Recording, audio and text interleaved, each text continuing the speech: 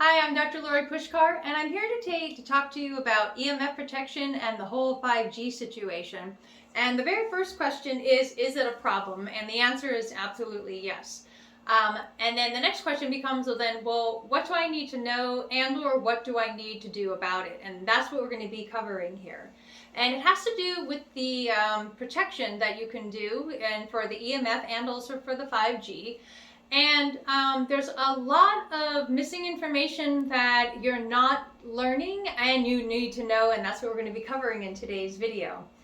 I like to call them, there's a lot of people in the EMF industry now, they're kind of the Johnny-come-latelys, and they've grabbed onto something, they don't really know the technology, what they're getting themselves into, and they don't really have the background or the scientific understanding of what they're doing. So unfortunately, because there's such a panic, there's some companies that have kind of popped up lately.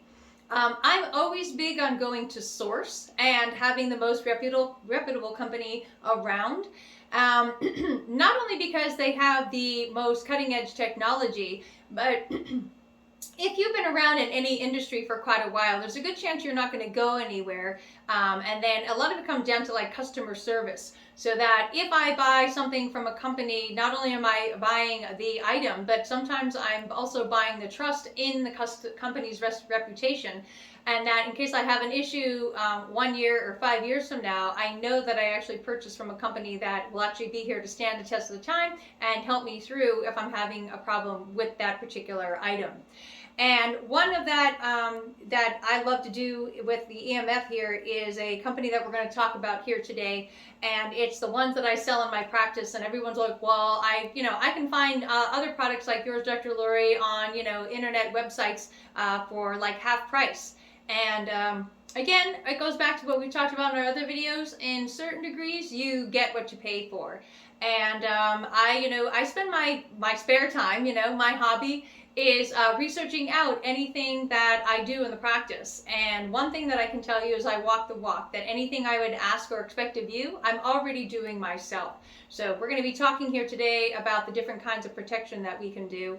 And this is a great introduction to that, and then will help you better understand what's going on in the industry. So what we need to know about is that what are the problems? So I have a picture here. These are brochures we have, and then you can get those. Is what are we trying to do is we're trying to protect ourselves. And you can see here in this particular picture, we have the red house versus the green house. This is a red house with no protection. All the little mini circles you see there are all the different EMF exposure that you have. You have your smart meter, you have your phone in your pocket, your kid has the laptop in the next room.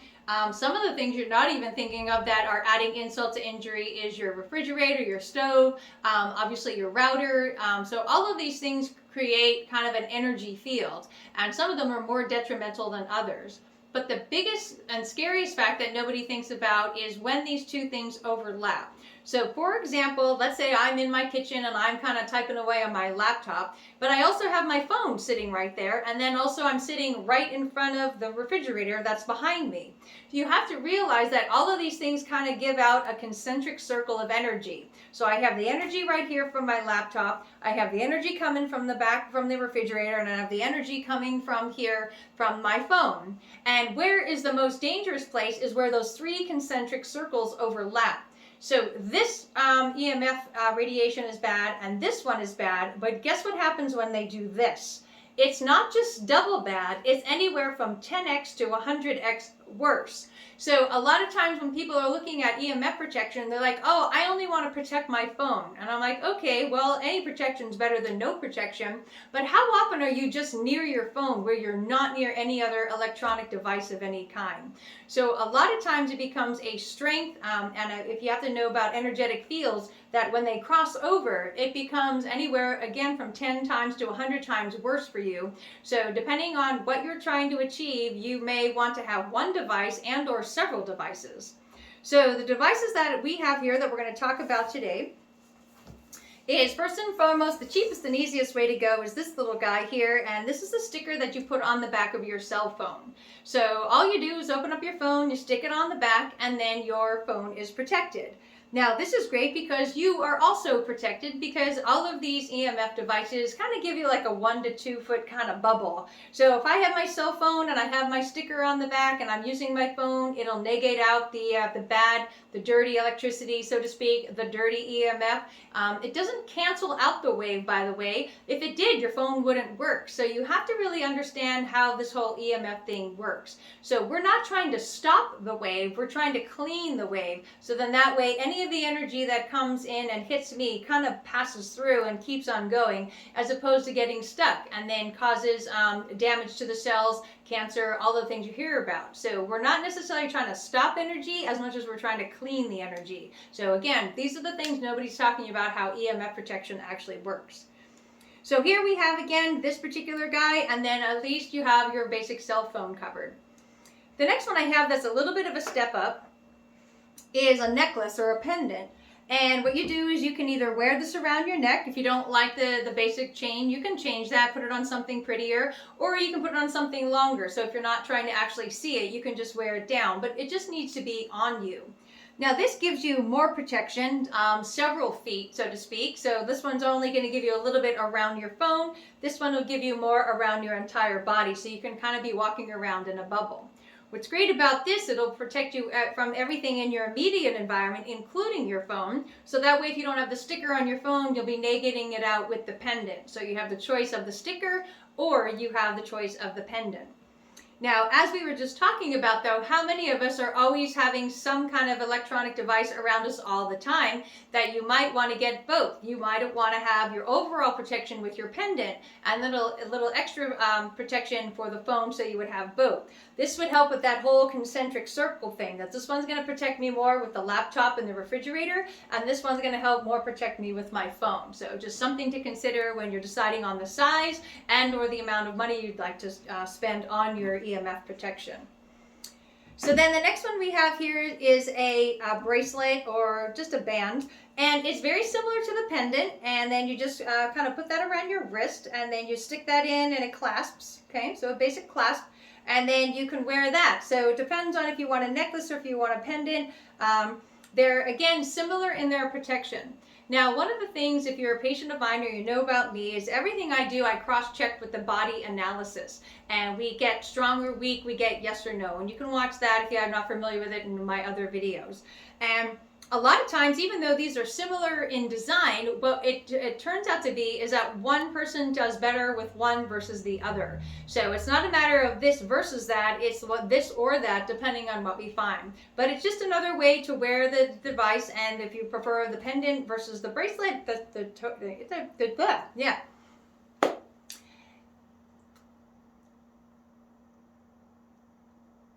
If you prefer the necklace, pendant, or the bracelet, the choice is totally yours.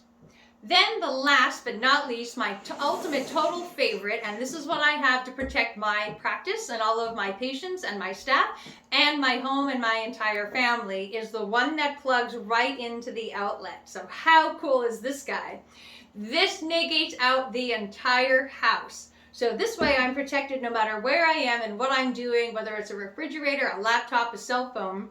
If it's plugged in to something in one of the outlets throughout the house, it goes through the device, and this actually cleans the entire electrical field for all the devices and everything in your actual panel in your home. So this is a really cool one, and this one is like just peace of mind for everything.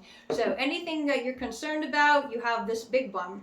Then, as you know, none of us are ever just around one particular field. If you're really concerned about quality, then you have this that you can plug in, and the refrigerator can be negated primarily by this one.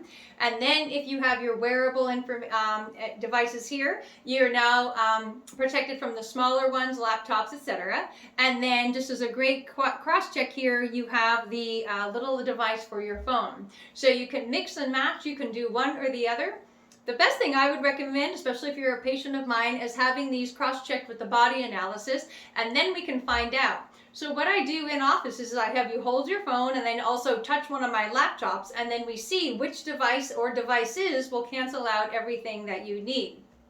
Because again, it's not any one single EMF field that's bad. It's not any one single EMF protection device that's the good one. It's a matter of tailor making and personalizing it for what's right for you. Now, speaking of that, the one last variable, and this is where, people in the industry and healthcare practitioners such as myself really understand what we're doing, is there are internal barriers to what protection you might need. So one of them is understanding and knowing your genetics and what risk you're at genetically for having a sensitivity to EMF fields in the first place. The next one is, and this is part of the analysis that I do, is how many heavy metals and poisons and toxins do you have in your body? Because the more toxins you have in your body, the more you act like an antenna, meaning you are more metal than you are, let's say, body or soft tissue. And as you know, all of this EMF field, all of this electricity, the towers, how do they all work? The energy is attracted to what? An antenna. That's why you see these big towers all over the country. You have satellites in space, and then you, unfortunately, can also be part of the problem. So one of the things you might be looking at is that if you are extra sensitive to EMF fields and things in your environment, is that part of the situation it was what's going on internally with your one, genetics, and two, your toxic load. So in addition, as you can see, and what I do in the practice for all of my patients, it's not just doing the EMF protection and handling the outside, it's also doing some kind of heavy metal detox and handling the inside. So if you're not getting the full effect, if you can from any EMF protection you already own, the problem could be within you, that you have too much, let's say, mercury floating around in your system. And when the energy comes into you, those mercury lights up and it almost gives off like a heat. So people tell me they have this tingling feeling or this vibration feeling, or they feel hot when they're around, these electric fields. And it's rightly so, because it's warming up these metals and these toxins that are inside of you. So this is definitely a protection. So you have the EMF coming from outside, and I have here, and I'm cleaning and I'm negating it through my devices. But also is very important is that you clean up here, the source. So the less you are actually acting like a magnet or an antenna, the more your device will work. And of course, this varies in the size of your house, how many devices you own, and the health of you and all of your family members. So I hope that helps explain EMF protection a little bit more, and I'd love to see you protecting yourself and your family. And, have a great day, and we'll talk again soon. Thanks!